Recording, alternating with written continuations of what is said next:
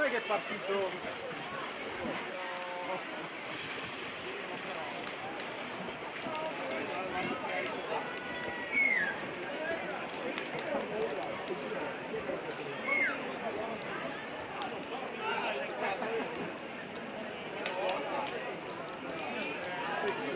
Dalla sensazione della partenza in occasione di Valentana, libero 2